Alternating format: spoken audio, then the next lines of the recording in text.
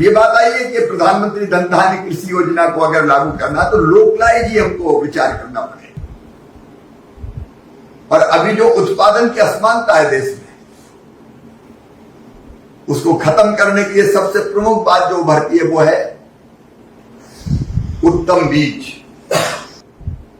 ये प्रसन्नता की बात है कि अधिक उपज देने वाले बीजों पर एक राष्ट्रीय मिशन बनाए। नमस्कार, मैं हूं ओमकार सिंह और आप देख रहे हैं गुप्तचर मीडिया।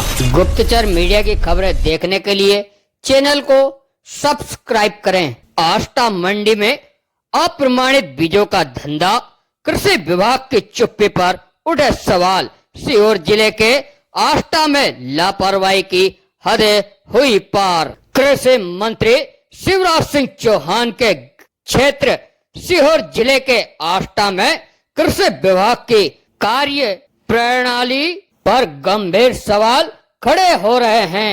यहाँ की कृषि उपज मंडी में अप्रमाणित बीजों का खुलेआम व्यापार किया जा रहा है और जिम्मेदार अधिकारी आंखें मूंद बैठे हैं, जबकि केंद्रीय कृषि मंत्री शिवराज सिंह चौहान बता रहे हैं कि किसानों को अच्छी गुणवत्ता का उत्तम बीज मिलना चाहिए, जिससे किसानों की फसल का उत्पादन अच्छा हो सके।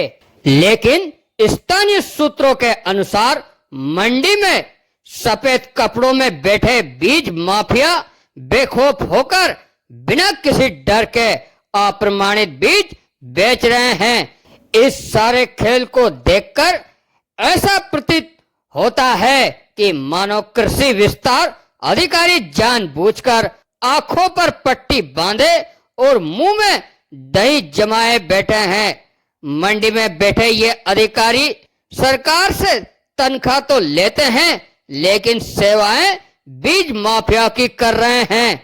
मंडी के नाकों पर तैनात कर्मचारी और अधिकारी भी इस काले कारोबार को देखकर अनदेखा कर रहे हैं। ऐसा लगता है जैसे लक्ष्मी की संगीत की लहरियों ने इनकी सोचने समझने की शक्ति को भी छीन लिया हो। बीते कुछ वर्षों में यह केंद्र और राज्य की भारतीय जनता पार्टी की सरकार किसान हितैषी योजनाओं और नीतियों की बात कर रही है, वहीं जमीनी हकीकत इससे उलट नजर आती है।